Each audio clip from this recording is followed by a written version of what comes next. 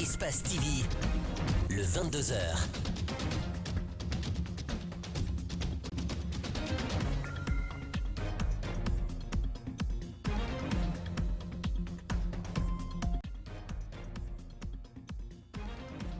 Nouveau pari réussi pour le Front national pour la défense de la Constitution ce jeudi. La marche annoncée pour ce 8 novembre à Conakry s'est déroulée sans incident majeur.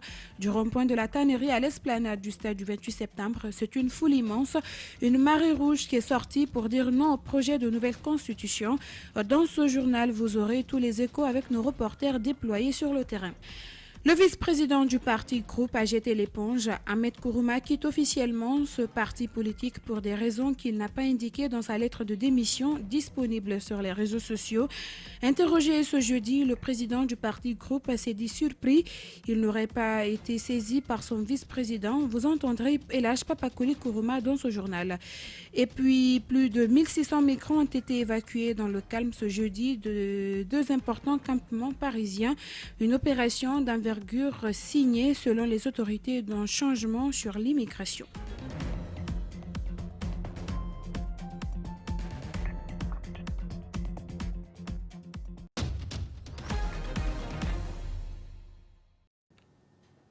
Mesdames et messieurs, bonsoir et bienvenue dans cette édition d'information. Il avait promis une grande mobilisation et c'est fait. Le FNDC a réussi son pari. Des centaines de milliers de personnes, jeunes, femmes, vieux, ont répondu à son appel pour dire non à une nouvelle constitution, mais aussi et surtout pour dire non au troisième mandat. La manifestation a débuté du rond-point de Tannery pour se terminer à l'esplanade du stade du 28 septembre. Mamadou Saliouba et Ibrahima Souri Sengsouma ont suivi cette marche pacifique. Voilà l'image que voulait montrer le FNDC. Une foule compacte, une marée humaine sur plusieurs kilomètres. Des manifestants, des centaines de milliers de personnes en marche contre une nouvelle constitution, contre un troisième mandat du professeur Alpha Condé. Une détermination affirmée dans la mobilisation comme dans l'esprit de chaque manifestant. On se mobilise pour barrer le troisième mandat du professeur Alpha Condé. On le respecte, c'est vrai, mais il n'a qu'à respecter les deux mandats. Les deux mandats, ça suffit. Et une autre en 2020. Nous, quel que soit, Amoul en fait. Amoul en fait. Nous allons aller jusqu'au bout. Nous sommes prêts à lutter. C'est une question de vie ou de mort. Tout sauf une nouvelle constitution, non au troisième mandat. Massés comme des fourmis, la détente au milieu de la foule, des mots hostiles au régime et des jeunes déterminés à aller jusqu'au bout pour défendre la constitution. Nous ne sommes pas là contre quelqu'un, mais contre les dirigeants guinéens qui sont là, qui ne veulent pas qu'il y ait une progression. Et nous, la jeunesse, nous voulons progresser à bas un troisième mandat. On veut deux mandats, que ce soit Alpha, que ce soit quiconque, il va nous laisser. Si nous sommes d'accord, il est le président, on le respecte, on lui donne tout le respect qu'il doit. Mais s'il est d'accord, on va lui monter la grande porte, là où il doit sortir. Mais s'il n'est pas d'accord, c'est la fenêtre qui sort, c'est pas bon pour lui. Je pense qu'il est fatigué. On est en train de tromper Alpha Condé. On est en train de tromper le gouvernement guinéen. On est fatigué. Il n'a qu'à se reposer. Tout au long du trajet, de la tannerie à l'aéroport, de l'aéroport à Bessia, à Concasseur, ils étaient comme soudés, applaudis par les riverains, encadrés par les forces de l'ordre. Dans le calme, dans la joie, le chef de file de l'opposition, Ibaouri, sympathise avec les riverains et les manifestants qui réclament la libération des membres du FNDC. Nous avons tous les leaders du FNDC, entendez par là, Front national pour la défense de la Constitution. Ils sont tous emprisonnés à la maison centrale. Dans ce pays, l'avenir et les souvenirs sont opposés. Ceux qui sont derrière Alpha Condé sont des souvenirs. Nous sommes des avenirs pour ce pays. Nous sommes là pour ça.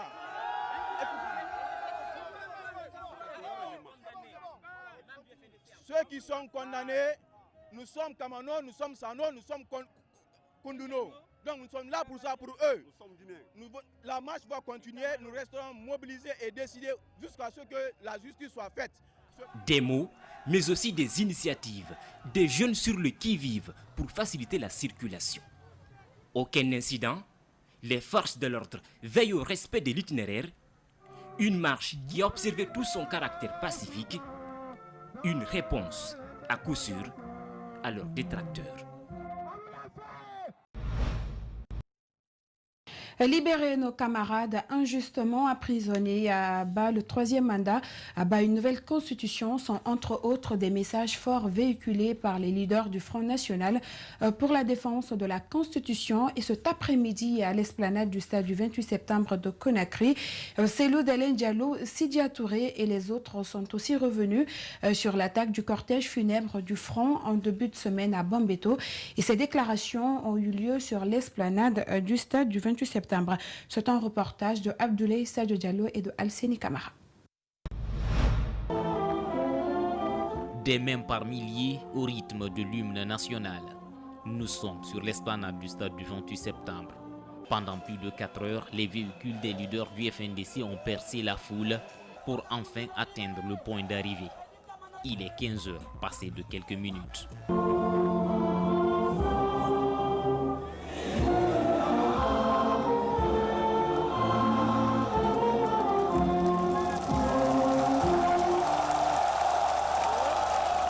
Ensuite, 1 minute de silence à la mémoire des victimes des manifestations du FNDC.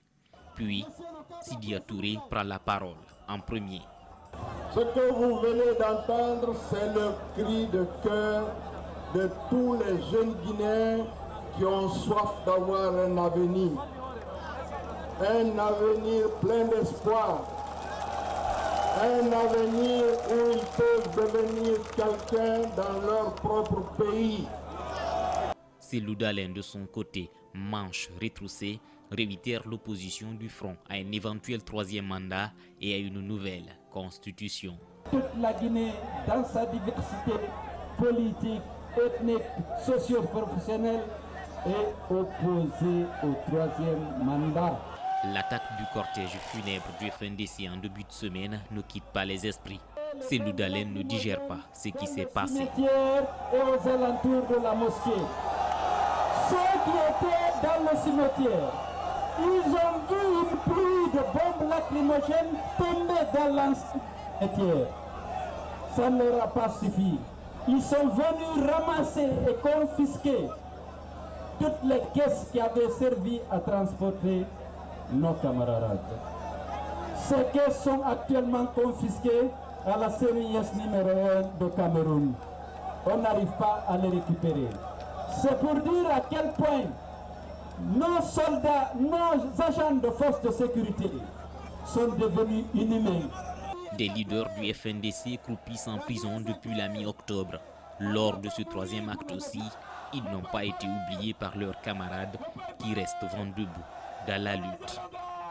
Je dis à M. Alpha Condé que la place de M. Abdraman Sano n'est pas à la maison centrale, mais c'est pour aider le pays à se développer. Je dis également à M. Alpha Condé que la place de mon camarade, c'est que Koumono n'est pas à la maison centrale, mais sa place est ici pour aider le pays à émerger.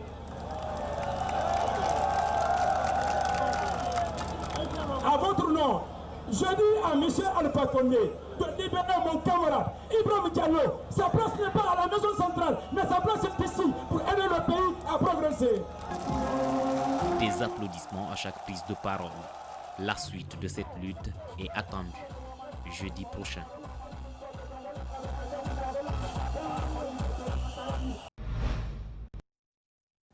Et justement, les leaders du FNDC ont saisi l'occasion pour annoncer la suite du programme de leur manifestation prévue la semaine prochaine. Suivez le coordinateur par intérim du Front, Oumar Silla, alias Founike Mengue, est au micro de nos reporters Abdoulaye Sadio Diallo et Alseni Kamara. Mesdames et messieurs, chers camarades, chers compatriotes, nous allons nous préparer pour le prochain programme de notre manifestation qui sera le jeudi 14 novembre 2019. Cette fois-ci, nous allons commencer au niveau d'aéroport, rond-point, jusqu'au palais. Jusqu'au palais. Jusqu'au palais. Jusqu'au palais. Du peuple. Jusqu'au palais. Du peuple. Jusqu'au palais. Du peuple. Jusqu'au palais. Du peuple. Je ne peux pas finir sans lancer un appel à l'endroit de nos autorités communales, à l'endroit de monsieur le gouverneur de la ville de Conakry. La mobilisation qu'il vient de voir ne peut pas se contenir ici au stade. C'est pourquoi, dès le jeudi prochain, nous serons sur l'esplanade du Palais du Peuple, encore une fois, pour marquer notre opposition face à ce projet funeste de 3e mandat. Je vous remercie.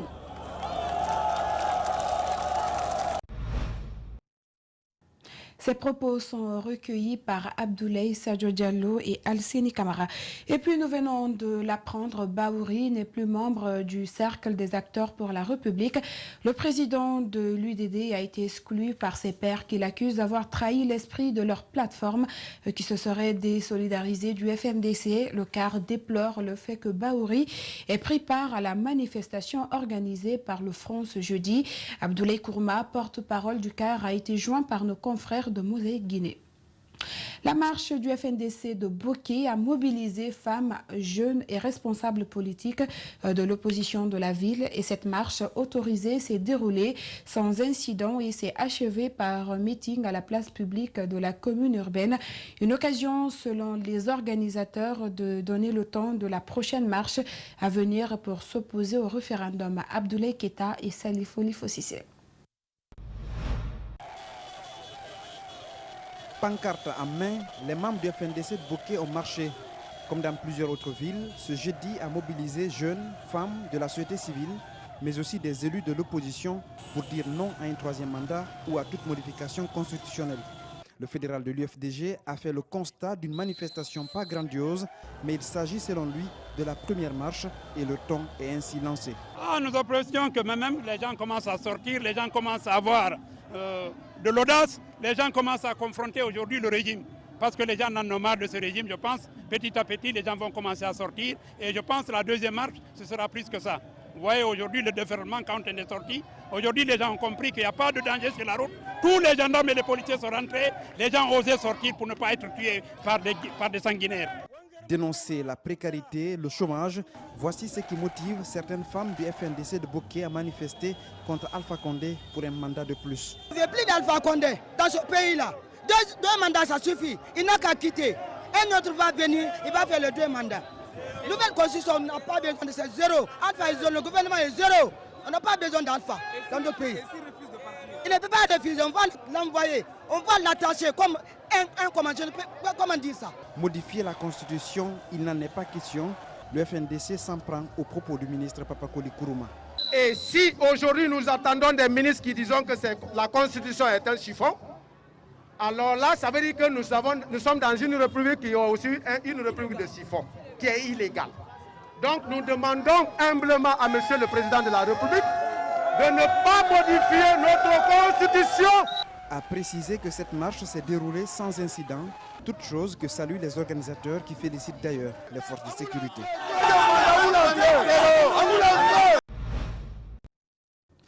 Et puis, constat sur certains axes routiers de la capitale ce jeudi, en marge de cette manifestation du FNDC.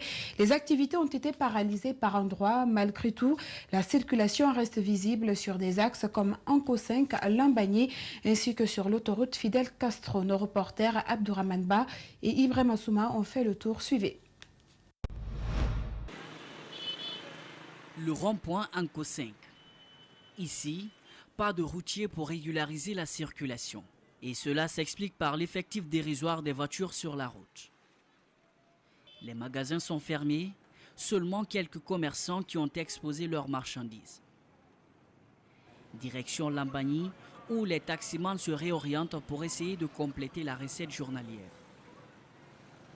Sur ce taxe, tous ceux qui veulent rallier Kaloum le trouvent commode. Ici, la majorité des magasins restent cadenassés.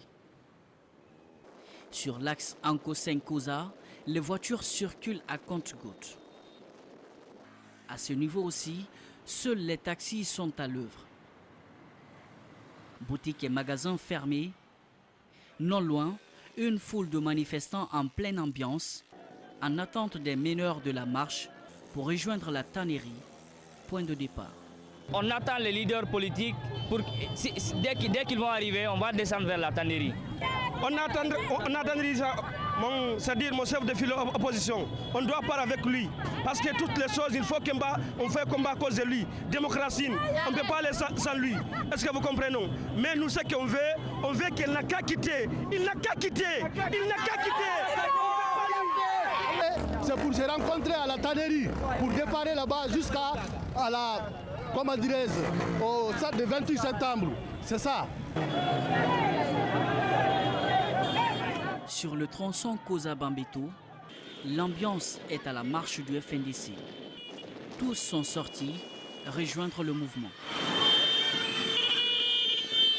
À Bambeto, le même constat, les points de commerce sont fermés. Et sur le rond-point, quelques véhicules en circulation, seulement à cet endroit où l'on peut voir les forces d'intervention postées au carrefour. Si les activités sont paralysées à cet endroit, les jeunes manifestants ont pris d'assaut les rues pour exprimer leur opposition à une nouvelle constitution dans une ambiance festive. Et comme je vous l'annonçais dans les titres, le vice-président du parti groupe quitte cette formation politique pour des raisons non encore connues. Ahmed Kourouma, dans une lettre publiée sur sa page Facebook, a annoncé sa démission. Papakoli Kourouma, le président, se dit surpris de cette décision qui ne lui aurait pas été remise officiellement. Nos équipes l'ont rencontré ce jeudi. Mariam Fodé Camara et Ibrahima Souri Camara, reportage. Cette décision de démission d'Ahmed Kourouma intervient au lendemain d'une sortie médiatique au cours de laquelle l'imprévisible Ahmed Kourouma invitait les Guinéens à la paix et à la concorde. Pourtant, jusqu'hier nuit, le président du groupe a échangé sur la politique avec son désormais ex-vice-président. Tout ce qui m'ont appelé, que c'est à travers eux que j'apprends. Et jusqu'à l'heure où nous sommes, je n'ai pas encore reçu une lettre de démission de M. Ahmed Kourouma. Hier, on était ensemble jusqu'à 20h. Rien ne montrait qu'il y avait une démission en cours. Je pense qu'on s'est bien quitté et on a discuté de la politique maison. Le président du parti groupe attend d'échanger avec l'ex-vice-président de sa formation politique pour davantage se situer. J'attends que le monsieur Ahmed se réveille et qu'on me dise pourquoi ou que je reçoive la lettre afin d'analyser le contenu et me prononcer sur le contenu. Elhadji Papakoli Kourouma s'est aussi exprimé sur la marche du Front National pour la défense de la Constitution tenue ce jeudi. Cette liberté de manifester prouve que la démocratie avance en Guinée. Avec la sortie des deux camps, il estime que le référendum doit être l'arbitre idéal.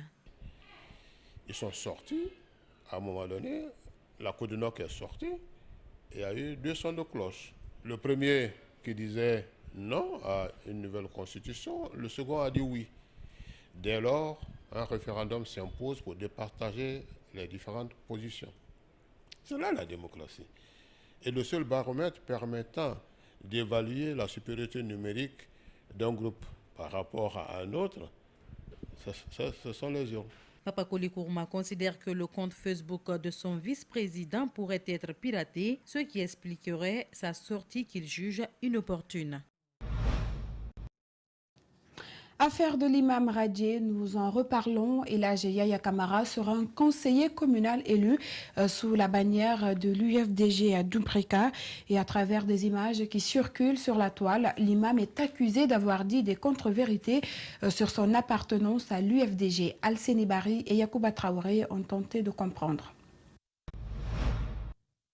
Mercredi matin, dans l'émission Les Grandes Gueules et à notre micro, Elhadji Yaya Camara, l'imam radié de la mosquée de Kinifi Village, dans la commune de Ratouma, expliquait en ces termes concernant sa radiation. C'est le problème des troisième mandats là. Comme je suis dit, je ne suis pas là-dedans, on m'a radié à cause de ça. Quelle serait la véritable faute de l'imam? Son appartenance politique, car il serait conseiller élu à la mairie de Doubrika sous la bannière de l'UFDG, ou quoi?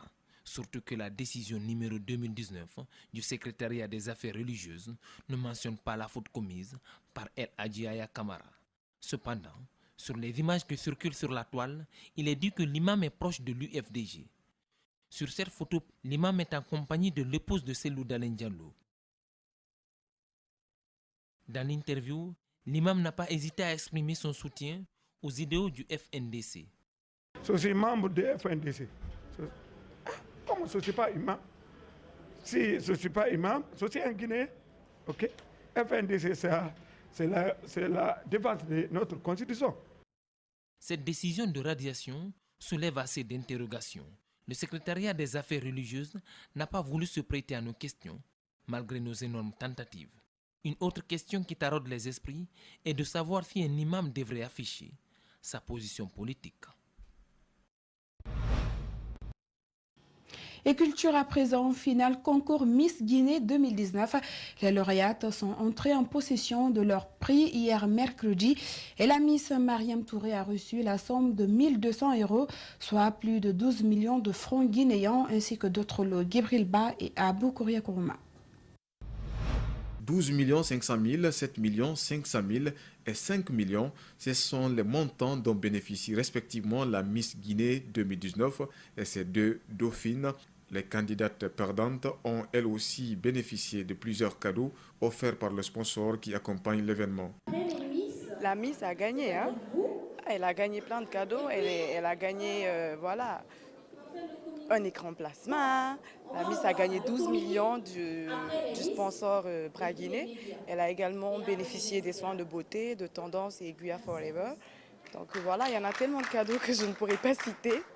Le comité Miss Guinée a été toujours victime de critiques depuis les premières éditions de ce concours qu'elle organise, surtout sur la transparence du partage des cadeaux destinés aux Miss. En tenant compte des critiques constructives, comme j'ai dit, ça a été chacun est allé de son truc, c'est normal, nous sommes dans un pays de liberté, chacun est libre de s'exprimer, à moins de prendre tout ça avec le dos large et puis essayer d'avancer et améliorer les choses. J'ai toujours été pour les critiques, ce qui fait que je continue à avancer. Cette cérémonie, habituellement organisée au siège des sponsors, a cette fois-ci été organisée dans un hôtel pour une raison bien déterminée. Le terme de cette élection, c'est une véritable joie pour nous, une fierté pour nous, de pouvoir aider le comité à pouvoir offrir un spectacle de haut niveau. Et vous l'avez tous constaté avec nous que c'est des Miss qui sont vraiment d'un niveau qui n'a rien à voir avec les élections précédentes. Le Comédie, suspendu pendant 2 ans, a appris de ses quelques erreurs du passé en relevant le défi cette année. Il promet un concours Miss Guinée beaucoup plus époustouflant l'an prochain. Et puis en interactualité, le Premier ministre britannique conservateur Boris Johnson lance la campagne des législatives devant ses partisans en affirmant que ces élections sont nécessaires pour renouveler un Parlement paralysé et à venir à bout du Brexit. Propos recueillis de nos confrères de l'AFP.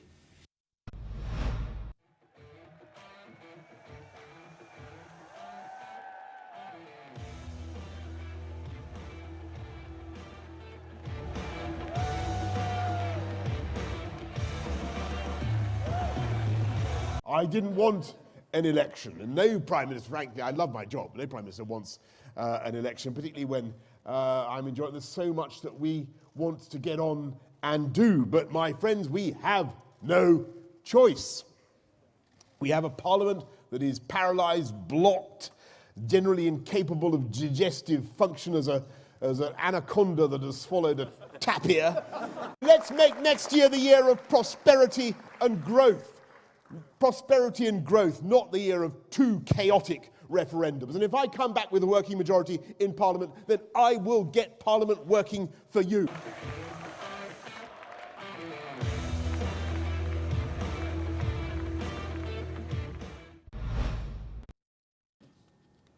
Et plus de 1600 migrants ont été évacués dans le calme jeudi de 2 importants campements parisiens. Une opération d'envergure signée selon les autorités d'un changement de braquette gouvernementale sur l'immigration. Reportage Gibril Ba. Plus de 1600 migrants ont été évacués jeudi matin de 2 importants campements insalubres À cheval sur le nord-est de Paris et la Seine-Saint-Denis, a annoncé la préfecture de police.